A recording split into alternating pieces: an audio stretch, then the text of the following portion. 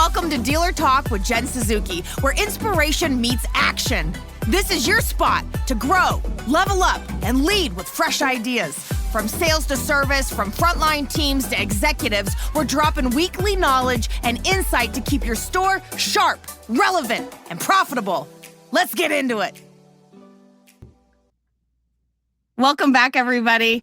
I am so excited about this. My colleague Danielle, she has been chasing this guy for years, and I feel that he is always under the radar, and today he's emerged, and I can't wait to hear his advice, his insights on leadership.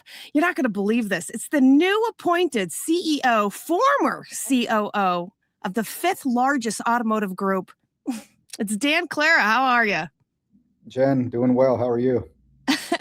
It's great. And we were talking offline. I'm so excited because we have a few things in common. Both graduated Northwood University. Also, Dan is a graduate of the NADA Academy. And I just love to see leaders in such high-level positions with this history. You know, I'm a big alumni advocate of Northwood. So I know these guys are going to be listening, and I'm really curious to hear your insights on where the dealerships are going and how we're starting to navigate some of these big operational changes, how we evaluate workforce, and evolve this business. Sounds good. I'm excited to be here. Thank you for having me, and credit to Danielle that has been very persistent, professional, and it's been great to work with her. Yes, she's the best. I don't know if you know this, but we met at Northwood. Is that right? I did not know that. Yes. Actually, I'll give you a quick story about Danielle, just because I know you guys have had a connection here. You know, Danielle and I met at Northwood, and like we all have these great friendships. But I started a company in 2002, and it fell on its face. I lost everything I had ever earned and owned, and I had been working very hard in the car business to achieve not only the greatest income, but status and all of this. And I thought, I'm going to start a company and I'm going to provide education to dealers. And it fell so hard. I didn't make money for 2 years. I lost everything. And Danielle was a sales manager at a Nissan store in Atlanta. And all I had left was my car and my clothes. And I was already 90 days past due on my car. And I drove to Atlanta, Georgia. And, you know, next day she got me an apartment, paid off all my late bills, and got me back on my feet. In 7 days, I had a check for $25K from Group 1, and I was back in the mix. I had never looked back. Oh, wow. What a great story.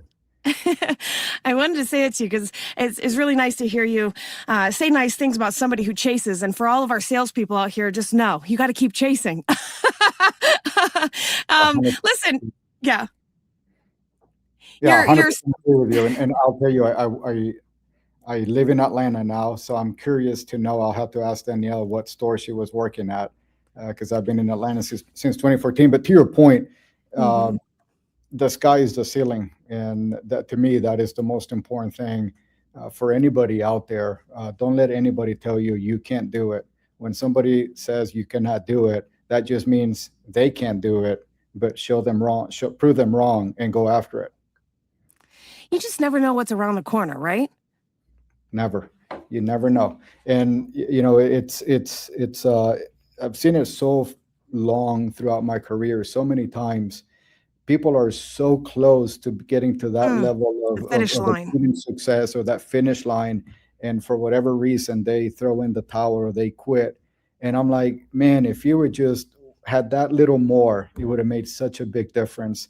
You know, when bad times only last so long, and you just got to keep pushing, persevering, have the grit and determination, and there's light at the end of the tunnel. I couldn't agree with you more. And in fact, this is one of the foundational components of the entrepreneurs who make up car dealers.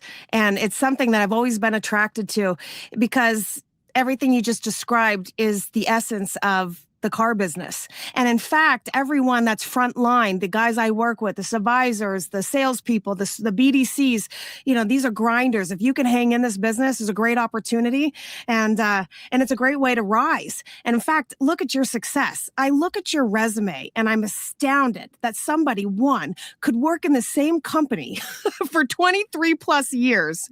Okay, but listen, guys, this is the CEO of Asbury. Okay, and he's held nearly every single role possible. And it's frontline, and it's doing all the jobs and knowing how everything operates. And sometimes people will start off in detail, and the next thing you know, they're a car dealer. In this business, the world is at your fingertips. It's a world of opportunity. I'm curious, tell me a little about you stepping into this role from formerly COO, and what do you believe is the biggest shift right now that's required? It's not in strategy, but it's how leadership actually shows up at scale. Yeah, to me, the most important thing is you can never lose sight of the fact that we are only as good as the people around us. This is a people business. A lot of people call it the car business, and I understand why, but it's really the people business. We cannot achieve any level of success without first taking care of the employees within the four walls of the dealership. In this case, with Asbury, 157 dealerships across the nation. We believe in that wholeheartedly. And a few years back, we said, if we really want to be the most guest-centric automotive retailer, before we can start serving the guest, how are we going to take care of our employees? And one of the first things that we did is, and this was, I got to give credit to David, our former president and CEO. He basically rewrote the bylaws of our equity agreement, and we were able to start issuing credit to issuing grants to our frontline employees. That in itself starting to shift everything, because it shows ultimately that we care. And then when an employee feels well respected, rewarded, and they see a career path, the rest of it follows. What do you mean grants exactly? Equity grants. So if you are we give you a portion of the company, for lack of a better term, because our stock symbol is ABG, and I like to mess with our employees, which is not a joke, it's the truth. But every time that we issue equity grants, I'm like, you're a shareholder, so now I have a new boss once they own a piece of the company. But it is such a great achievement for them, because it puts commitment that when we win as a company, they win. And it is a great way for us to show how much we trust, how much we believe in them, by giving them a piece of the company. I really like this approach, and I'm curious, what have you already noticed as a change since you guys implemented this strategy? And the reason why I ask that is because it actually could inspire dealers today in their own organizations to do something similar. The first thing that I noticed is, and I stay extremely active, because at the end of the day, I'm blessed to have the position that the board and the rest of the team members afforded me this opportunity. But at the end of the day, I'm a car guy. And being inside the dealership is what fuels my passion and my energy. That's where everything happens. And so when we started issuing the equity grants, there was a sense of pride when I walked into the dealerships, because when we issue this equity grant, we send a diploma that is basically an ABG equity stock grant diploma. It was so nice to see how much they appreciated, but more importantly, how much it meant to them, and the pride they took, that they were framed in their office and being displayed for everybody to see. And so when you start taking that level of pride and ownership, that is what allows them to go above and beyond the call of duty, to go ahead and make sure that they go the extra step to develop that emotional connection with the guest. That is ultimately what builds retention. Not only retention for our clients, but employee retention, which is something that we struggle with, which was my immediate thought is, how do we run that parallel to the dealerships? And it's one of the challenges we face and have faced for decades. I'm wondering if this is even something that you've seen even dealerships do something similarly. We're not all on the stock exchange, but we can. Yeah, but there's different forms of recognition that you can do. You don't have to just issue equity or a piece of the company. We also have a technician retention tool that is called the Tech Guild. And what we have seen in the Tech Guild is our retention, or call it turnover of our technicians in that program is the lowest across any part of the company. It's the best of the best. It is the next, it's the mentors that are developing the next leaders for Asbury. And it's not just about giving them a little more money here and there. It's about they get a special jacket as a recognition. They get a special tool allowance for recognition. Mm-hmm. There's certain other elements. Is not just about giving equity or slight ownership in somebody's company. It's about thinking outside the box. What can you do differently to not just retain your guests, but most importantly, retain the employees that are the ones that make it happen? Yeah, I think this is a really solid conversation, and I think you're giving us a lot of things to stew on, because it's about inspiring people to see the next step in their career path like you've achieved, like I've achieved. And it feels good to know that there's a next step, or that your company is behind you, or that you're invested somehow in the outcome.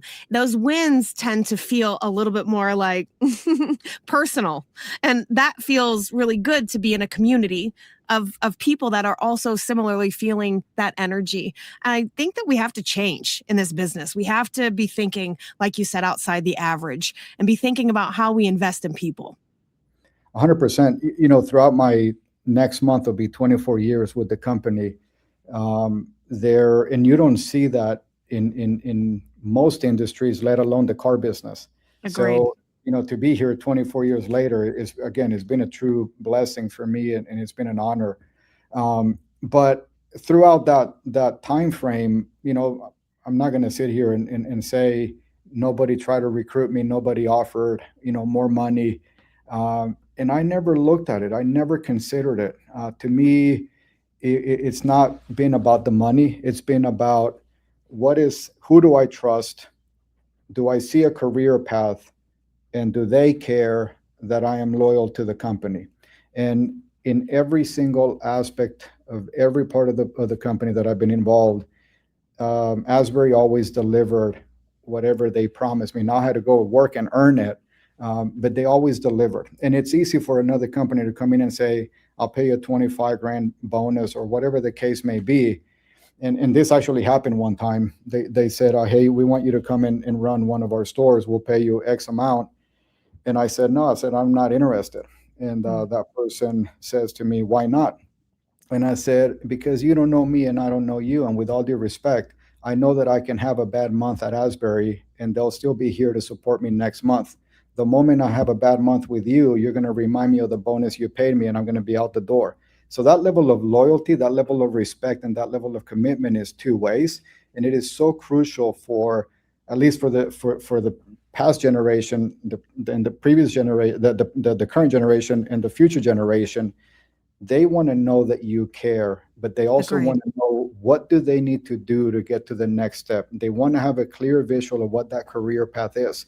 And that goes for whatever position is out in the dealership, whether you're a salesperson and you want to see how you get to a general manager, or whether you're a technician and you want to see how do you get to a general manager. Or in my case, I have technicians that now are running regional roles from a fixed operations standpoint. How do you get there? In your experience with all the dealerships that you're working with, and you're coaching them, you're mentoring them, and you're thinking, how do we translate this mentality in each individual dealership so that people feel the same way you felt, that they feel that trust towards their organization? What can managers be doing to nurture this mindset and execute in a way that we start to actually work on building trust amongst our team members internally? Yeah. So I always say it comes down to two things: communication and accessibility. When you think about a general manager, a lot of times a general manager, you have a salesperson, a sales manager becomes a GSM, and now it's a general manager and has had tremendous success growing up the ranks. But then for whatever reason, they get to the general manager and now I've arrived. and they go into the general manager's office, and now they're no longer accessible. They're not in the front lines. They're not sitting at the sales desk where is actually where everything happens, let Yes, alone forget that they go to a service advisor meeting, or that they actually train service advisors a who touch disconnect. most customers on a Mm. day-to-day basis. So it is that level of communication, not in a general setting, but that one-on-one. Because me getting to know you, I need to understand what matters to you. What matters to you is going to be different than matters to me, but I need to be able to manage accordingly on what your hot buttons are versus what my hot buttons are. And then the accessibility. Are you accessible for them, not just from a business standpoint, but when life happens, are you there to support them? And if those two things happen, success is going to follow. I love what you're saying because I don't know that you're going to meet anybody as a big believer in people as me. I'm a coach, I'm a trainer, I'm with people every day and I believe in people. But I also believe that everybody needs a mentor. Everybody. So we need people to support us, especially when we hit the ditch, whether that's our numbers or it's a personal thing. But I like what you're saying because I think sometimes we see this as a transaction Yep. and That's it's a more big, than that. yeah, that to me, that's a big mistake. Mm, Looking at it as a transaction, and what have you done for me lately? mm. It's a mistake. It's old school, right? Yeah, it's very old school. And listen, we're going to win. We're going to lose together. Um, Everybody's going to go through ups and down. But at the end of the day, it's a moment in time. Is Mhm. what do you do when things are not going your way to get that alignment again? But more importantly, to support those around you. I can't stress it enough how important it is about the people around you, because people think about a general manager, and I'm a GM today, just making it up. Mhm. Store is not doing well, and I'm concerned about the store not doing well, and I'm concerned about my income. Well, what about the fact that the salesperson that is relying on my leadership to come into the dealership to be able to feed his or her family? What about that person? How is that person feeling? What can I do to motivate that person today so that he or she is not worrying about how he's going to feed his family? Because to the extent that I accomplish that, my my business is going to turn. So I we cannot have the mindset of I is we, and what can I do for them, because whatever they do in the front lines, they are the ones that make it happen. You're going to see people fail on our front lines, especially when they're not given the tools to be successful from the jump. And I have to ask you because I love this nurturing of our leadership, our management, and helping them see through your lens here. It's very modern. It's what we all are dying for, human connection. And we want to feel great in our work environment every day because it's actually our family. A lot of grinders out here, and people are paying their dues every day. And this business doesn't change because we're open like 24/7. It's a great business to thrive in. However, a lot of times frontline, they'll start a company and they don't necessarily get onboarded and nurtured the right way. So I have to ask you, if I'm your daughter, I'm your wife, I'm your sister, and I'm going into the dealership. How should I be vetting dealerships? What are you offering me that the other guy isn't? I'm interviewing the organizations. What is it about yours that maybe you have created? It's something that you've maybe injected. It's something you're proud of. It's something that changed the way that this organization differentiated themselves amongst the herd out there when they started thinking about onboarding. They started thinking about how do we nurture employee team member success and give them a career path from the jump. Yeah, it's a great question. And to me, what differentiates a halfway operator to a great operator is having well-defined processes, but more importantly, they are written processes. So when you're talking Yes. about that, if I'm a salesperson or I'm giving advice to a salesperson and you're going in for an interview, inevitably at some point they're going to say, do you have any questions? And the biggest mistake you can make is say, no, I don't. Now is your time to really find out whether you're a good fit and whether they are a good fit for you.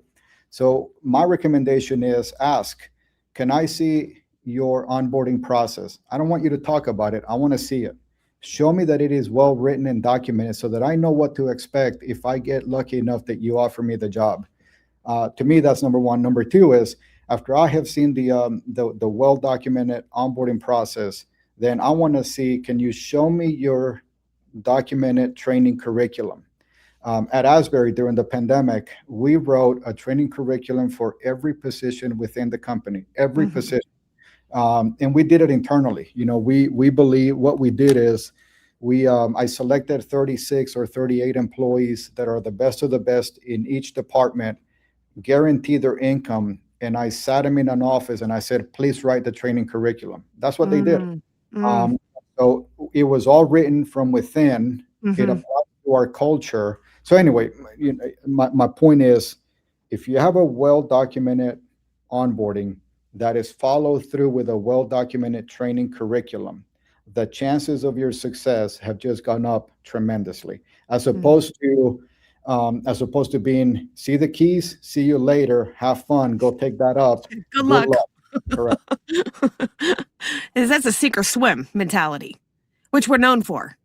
Correct. And maybe it worked. Well, I'm sure it worked well in the past, but with all the digitalization that is going on and how fast the business is evolving and technology is changing, and now we have AI and God knows what we're going to have next week.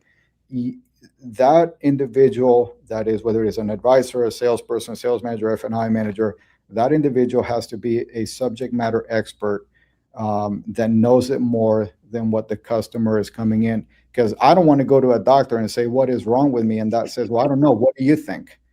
That's that's not what it is our responsibility to elevate the knowledge and the level of service that we provide to the guest when they're coming in to visit our stores. So this is a culture approach, and it's a great one. And I think it's right where it needs to be. I have to ask you, how do you hold everybody accountable to this mentality, to this approach? And how do you do this? And it's not just this particular culture moment that I mean, but it's anytime you launch an initiative, it's got to be very difficult because you oversee operations at scale. We can't even imagine, with this many stores and this many people. So how do you nurture an initiative amongst the high leadership in all of your dealerships? Do you guys talk about stuff like this? Is this, I mean, because there's a lot of things to talk about. How do you do it?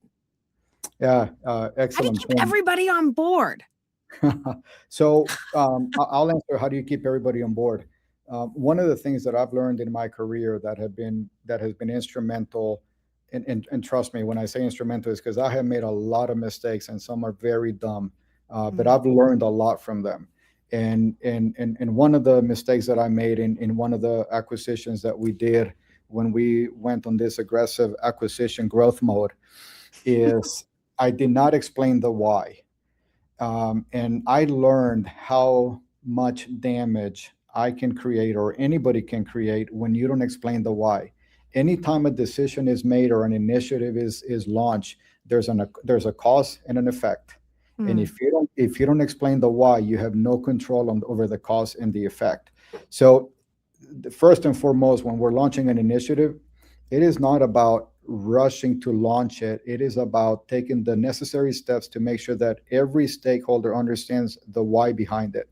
Once they understand the why, then for the most part, you're going to get a lot of buy-in, as opposed to being looked at, oh, this is another corporate initiative. What is going on, et cetera. So yes. explaining the why is crucial. And then from once you've explained the why and you've launched the initiative, the other thing that I've learned throughout my career is it's only one of me, but it is a lot of people in the front lines. So that information needs to flow to you so that you can make sure that you're holding people accountable. So instead of me chasing, let's say that I have the training initiative, instead of me chasing to make sure that the training is happening, there is a well documented process to when they complete training, it goes to a specific setting that Mm, alerts whether that training happened or not. Not only that, but it allows us the visibility to be able to coach, mentor, and develop and say, hey, great job on this topic. By the way, you might want to consider doing it differently here, so we can provide feedback to make sure that they're better today than they were yesterday.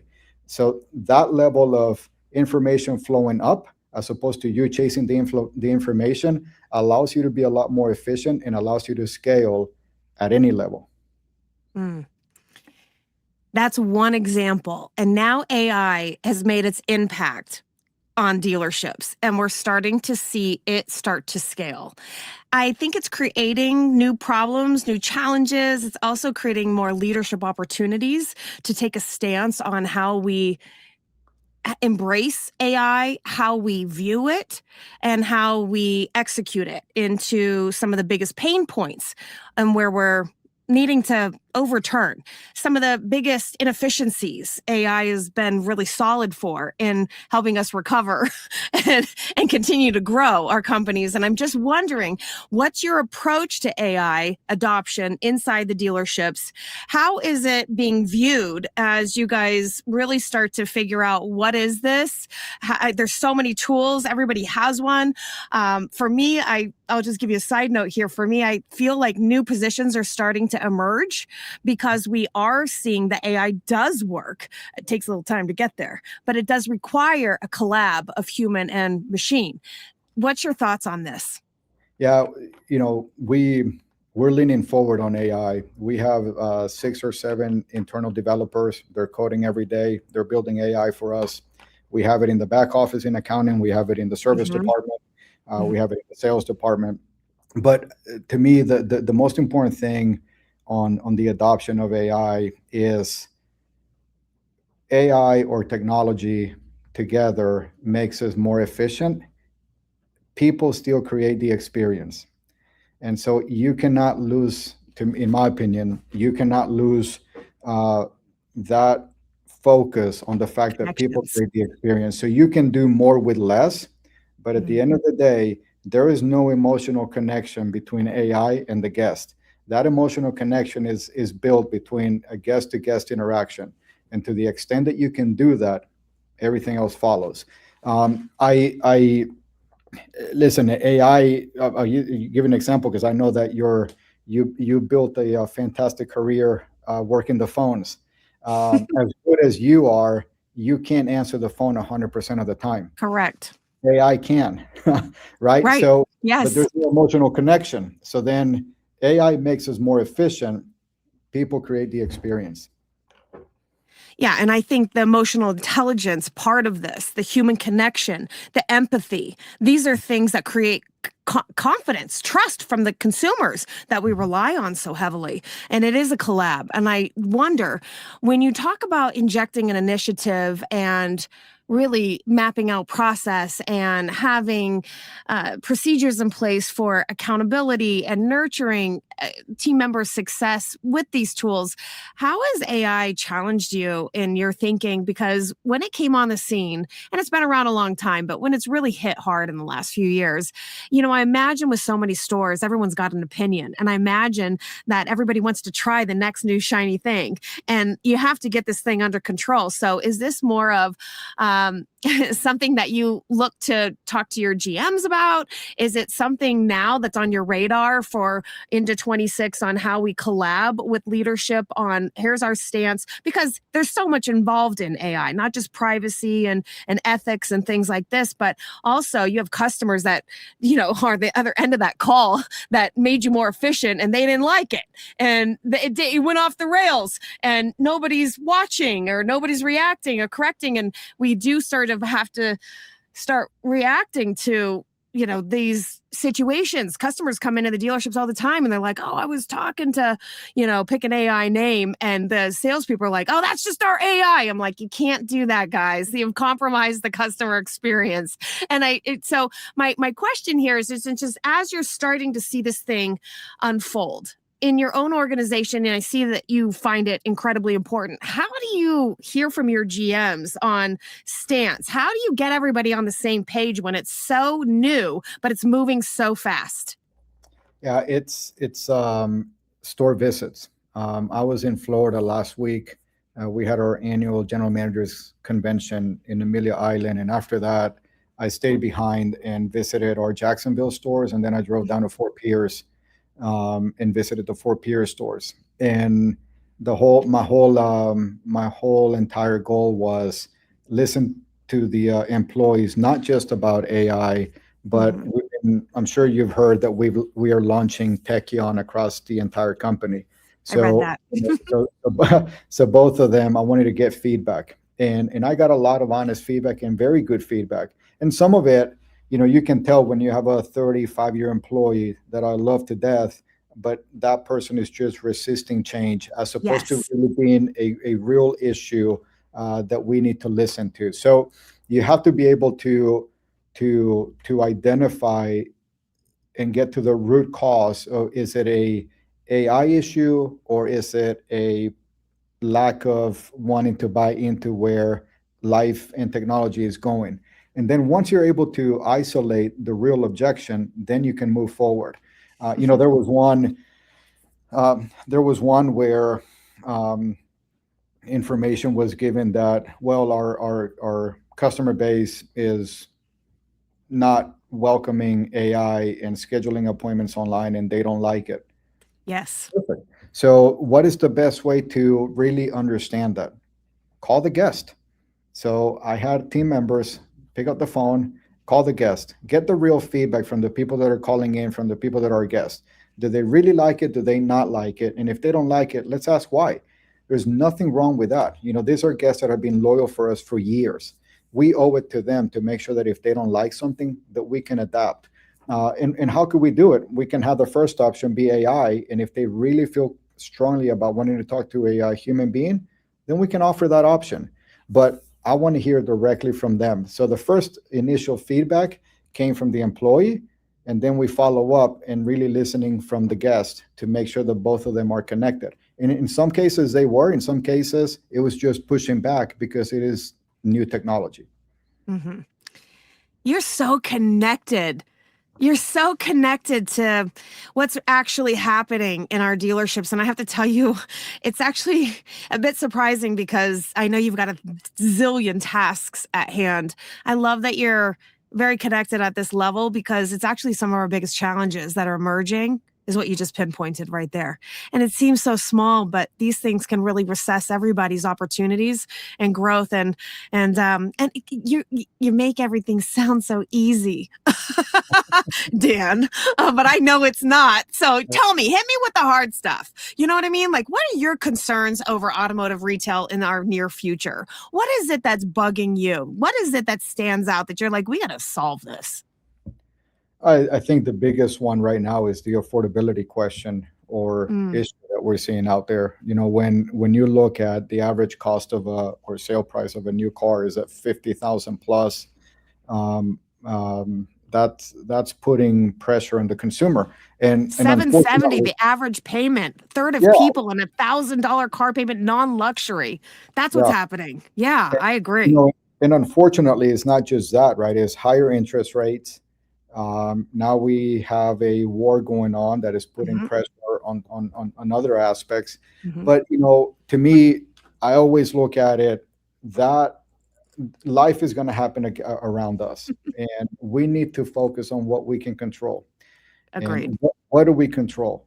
And I Yeah. call it real simple. You have to be brilliant at the basics. What does that mean? Answer the phone, schedule and confirm that appointment, make that emotional connection when that guest comes into the service drive, follow on the commitment that you stated that you were going to follow up and give them an update, provide a proper MPI, do the video, blah, blah, blah, blah, blah. To the extent that we do everything that we control, success is going to follow. Let all that noise from the outside world stay out there. It can talk and talk and talk in the news, and everybody that wants to make a living out of talking negative about everything that is going out there. We can control what we can control, and we have total control of our destiny. This is great. Great leadership advice. Thank you so much. I have one last question for you.